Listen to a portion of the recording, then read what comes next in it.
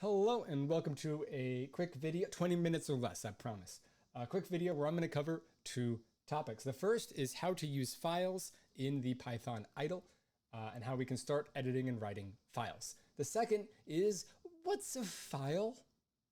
The file's it's a file, right? But like, what actually is a file? But actually though, what's a file? So start programming. Here's what we need to know. And then keep going with a bunch of really useful information that we don't really need to know. We can just trust that computers are magic and it all just works. But if we do know it, life gets easier because our ability to sort of intuit what went wrong when something breaks is better. So let's print some messages into the console. We're going to do math because I don't do math. 3 plus 4 in my head, not going to do it. Let the computer do it for me. 7. So we're in a REPL, we're in, we're an idle, we're typing code at a computer, and I want to leave, turn my computer off, turn it back on, and pick up where I was before. And I cannot do that here because I am entirely operating in the RAM of my computer, which doesn't work when my computer shuts off, unless I'm in hybrid sleep mode, so where it saves my RAM to a disk and then loads it. So that's what hibernate mode does in your computer, by the way. That's why the Mac users have never turned their computers off in years, and they're like, it's fine. And the Windows users are like, that's insane. You should restart your computer.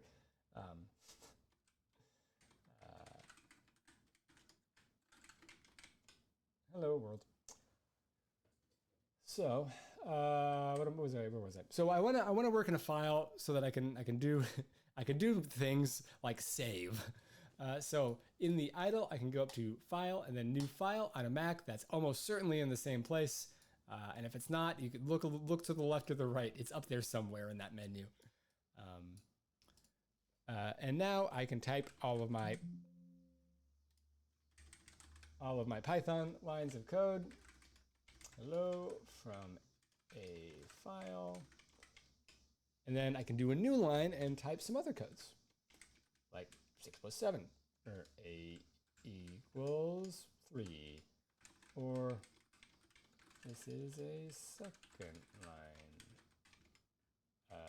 Whoops, I started with this double quote and I ended with a single quote, and that would have been bad. Or, hey. So now I'm going to, I just reflexively hit Control Save. Now I'm going to go to the run and run this module, which is how I execute the Python. When I do that, it's going to jump back over into the idle shell and run it right there. So this separate window is totally a separate file. In fact, I could even close the idle shell, and when I run it, it's going to do two things. First, it's going to ask me to save it. I must save this file. So let me go to where I was saving things earlier and copy that and paste it up here. Let's call that, this is my second recording of this video because I made a mistake with my audio earlier. So I'm going to call this hello from file. So I closed this idle and it just opened it back up with the hello from file.py file open. So let's take a look side by side to see what it's doing and if that matches our expectations.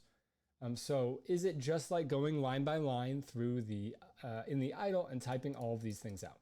Let's see. First, hello from a file, we printed, makes sense. 6 plus 7, nothing happened. If I was here and I type 6, whoops. I'm on a weird keyboard, but lots of weird shortcuts that I'm still learning. 6 plus 7, it would spit that back out. But here, it did the calculation, and then it went to the next line and it didn't do anything with the calculation. So it just ignored it. So that's not good. But I can save it into a variable. And then I printed the second line and then I printed A, and there it is, printed that 3, which I had saved. So variables, of course, work, of course. And all of our lines that we have using the print function, and I haven't actually taught functions yet, but when anything you put inside the parentheses with the word print right in front of it will get spit out into the console area, the idle. So that's useful. Now we can start writing and working on Python. You're going to have your first practice assignment, and it's going to be a file that you open that has comments. Oh my gosh, we haven't covered comments yet, have you? I guess I'll have to make a note to go over that in class. As comments that will be instructions, and then you'll be filling them out just in the file that you can open up in the REPL idle file editor. I'm fighting like 20 years of like reflexive acronyms, if you can't tell, just because Python has a few things named slightly differently. And normally that doesn't matter. Normally I just call it the REPL and no one cares because they all get it, but I'm teaching and you have no background context necessarily. So, okay, let's close that file. That's it. We're just doing file open. And just the only thing that you need to remember is that, you know, this run here is just a convenient shortcut. We don't even need it. In fact, we can, did I still have that pasted? Yes, okay. Let's go there, CD to there. And then we can even run Python? Yeah, Python. It might be Python 3, depending on if you're on a Mac, it's Python 3.2 is probably installed at Python. You have to type Python 3. Python hello from file, and hello from a file. This is the second file, 3. That will happen in my wherever I'm running my Python code, be it a terminal or much more conveniently right from the run menu. Okay, so that's it for files. That's all I want to talk about with files and file systems. I'm going to do one more thing, which is I'm going to write a function.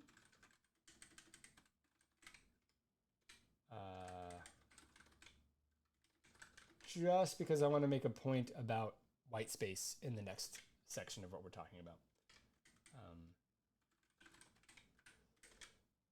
So let's see if that works. What did I mess up? Oh my God. Colon.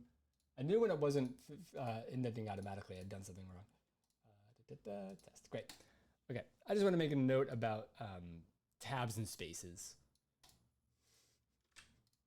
So anyway, close that. What are files? Ooh, or what are functions? Ooh, coming up next.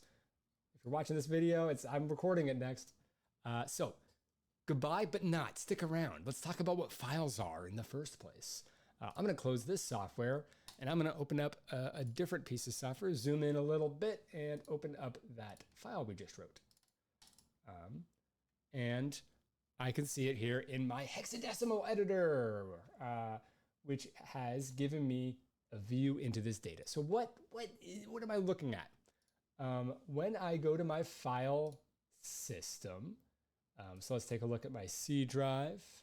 My file system is NTFS, stands for New Technology File System. It came out when Windows NT came out like a bajillion years ago. And then I have another drive which is an REFS, which is better for some things. There's also FAT, exFAT, probably exFAT on your Macs.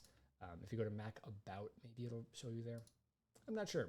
Don't hold me to that. Anyway, there are different implementations, but a file system allows me to say, hey, I have a path, I have this string of letters and characters, and just like the URL of a web page, I want to give you this location information, the street address of data, and I want you to give me back a blob. And that blob is what I have opened up here. So I've talked to the file system. I said, here's the file, open it, and it loaded it up into RAM and it gave it to me back. And it gave it to me back as the blob of ones and zeros. That is all of the data on my computer. This is a solid state drive, but if it was a spinning disk hard drive, my magnetic little sections on a platter that are positive or negatively charged, that my needle looks at, or my optical drive, the CD, whatever data I have encoded it.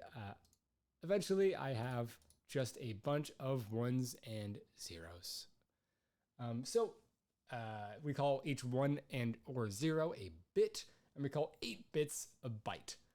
And after that, we keep using prefixes. So 1,000 of those bytes would be a kilobyte, and 1,000 of those kilobytes would be a megabyte, and 1,000 of those megabytes would be a gigabyte. And you have heard those phrases before. So here I have a file. Let's take a look at how big this file is. Hello from PY. It says 1 kilobyte, but it's actually just 130 bytes. So not a lot, not a lot. That's a 900 something bits, 1,000 bits. So this is not rounding. This is not showing me fractional sizes in my kilobyte, because it's just small. There's not a lot of data here. So the first byte 011100000. The next byte 011100010. The next byte 011011001, etc., etc., etc., etc. Now, looking at all those ones and zeros would be insane for a human being, which is why it is opened as hexadecimal, a different way of looking at this data. And because hexadecimal is base 16 and all these bytes are powers of 2, it's convenient for math reasons.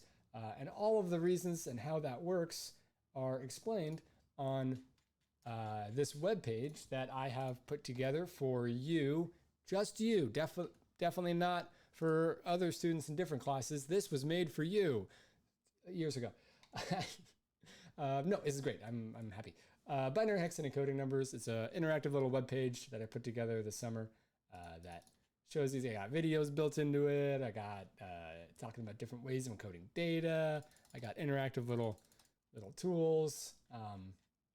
So definitely, definitely check this out. Yeah. So I'll have that linked in the Brightspace if you want to know more about why the same 8 bits of data could be read as different numbers or could be read as floating points. They would be this value, or could be read as ASCII characters or UTF characters as these values. Ooh, that's the next little thing to dig into. How can we talk about this ASCII character? What is ASCII and what is UTF-8? That may not be the question at the top of your mind, but it should be, because that is the next most important thing for us to discuss. So ASCII, American, I've already lost it. American Standard Code for Information Interchange. I'm never going to remember the word interchange. I've been saying the word ASCII ever since I learned how to make a cat in Notepad. Back before internet forums could support images, because images took up a lot of space. You would make art in ASCII. Okay, so in ASCII, ASCII is just a code for where am I? I'm like zoomed in on my left here for the hex editor. It's just a code. It's a system for going from bits to characters in the like an Americanized alphabet. And in English, a lot of English, some other languages and systems alphabet. Developed in America.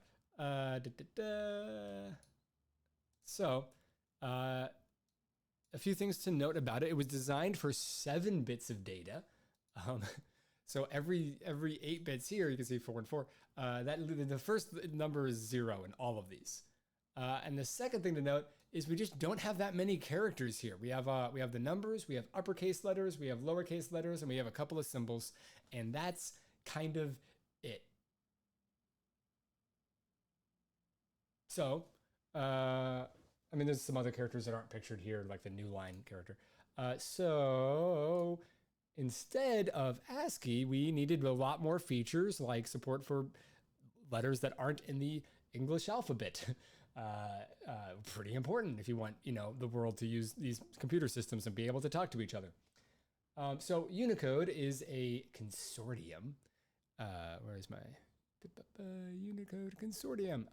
It is a group of people that get together and make decisions, and then everyone else just has to agree on it. They're a standards association, just like how ISO has made decisions about, lighting and luminance and image film sensitivity. And that's what the ISO button on your camera is about. Unicode has made that decision for text encoding and decoding in computers. A lot of other decisions too. They're the ones in charge of emoji. Unicode is in charge of emoji, and in fact, it's the most heated debates are what emojis to add in the system. Everyone in the world should be able to use their own language on phones and computers, and those computers should be able to talk to each other, which is interesting. There's all sorts of, just one more brief aside, I'm sorry.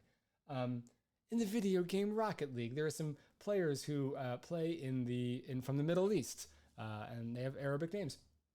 But they can't set their Steam profile name or their Rocket League username to Arabic, so they use a system where they have like numbers that represent sort of the Arabic like phonetic pronunciation bits. So you're going up against like M7N, and it's like, oh yeah, that's Masin. You're going up against RW9, and like they all like sort of mentally translate that into the Arabic symbols, and like, oh yes, that's Rawas.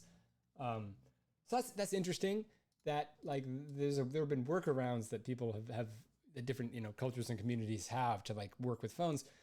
Unicode wants to do better than that and actually support these characters across all devices. So we need to all agree.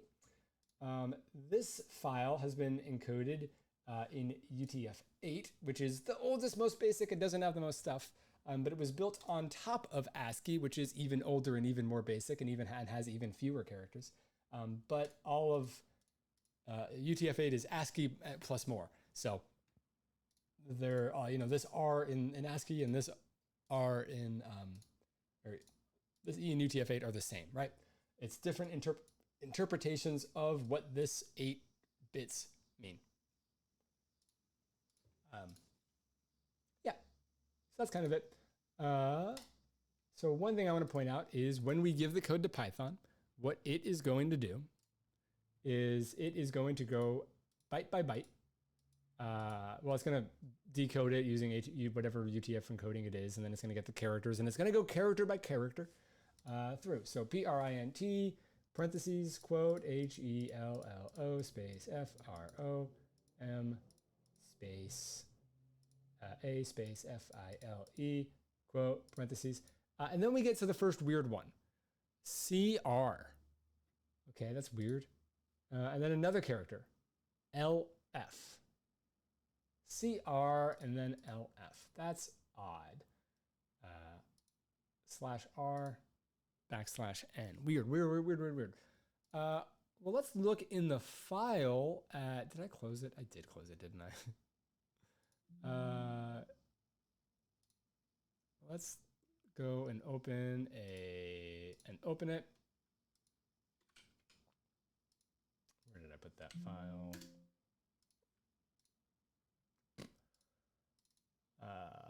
There it is. And let's take a look at it here. Well, I don't really have anything between that parentheses and that 6, but here there are 2 characters, the CR character and the LF character, but it doesn't say CRLF.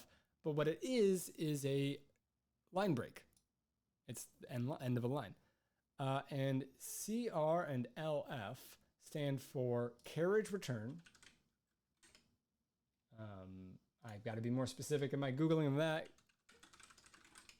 Stands for carriage return.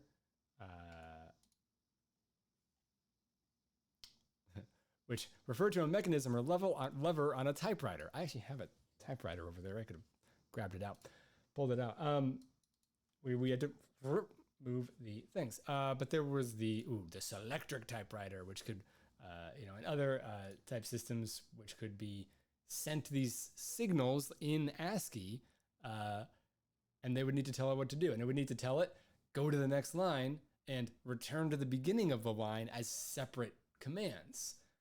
So you have the carriage return, and then you have the line feed character to move all the way left, and carriage return to move down 1. So together, carriage return, line feed, that's how we sort of go down and over. And that is what together this sequence can be referred to as CRLF. That's sort of the end line symbol, or the new line symbol. Turns out, weirdly difficult problem to solve, implemented a lot of different ways in a lot of different communications technology systems. But we don't need to get into the weeds on that.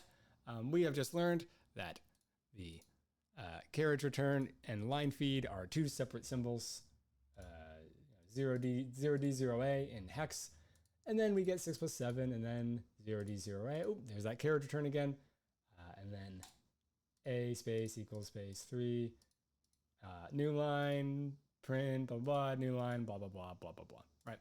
So new lines are just symbols, just characters like any, but my text editor displays them as, doesn't display them as another space like they're being displayed here. That would be very annoying. It gets displayed as a function. So the next is that I just wanted to draw attention to the tab, the indent here, which was 2020, 2020. 20, not 20 because it's hex, sorry, 20202020. In decimal, that's 32, not 20. Which is the space character 4 times. So the tab was converted into 4 spaces. Some systems would convert tabs to spaces in a different way, convert it to 2 spaces or 4. Some would use a tab character, which is also a thing. So programmers who had to worry about having your files and my files talk to each other and agree with each other used to get into incredibly heated arguments over whether to use tabs or spaces, because if they didn't agree with each other, then the files wouldn't load. And I'm here to tell you that in the year 2023, absolutely no one should care, and you can use either 2 spaces or 4 spaces or tabs. We don't care. I use tabs. We don't care. If you use spaces, you're wrong, but we don't care. And you can, because when we're using a text editor that is modern and capable, it will convert and it will manage them for us, right? I like tabs because I can hit backspace once. And if I use 4 spaces, hey, I hit backspace once and it was smart enough to know that I meant to unindent and I didn't have to hit backspace 4 times. So no problems, right? You just use what's easy. Life is good. Was that even on the screen? It might not have been. Okay. Cool. So that's a little bit about files and how files work and what they are. Just bits. We're at computers. It's all just bits.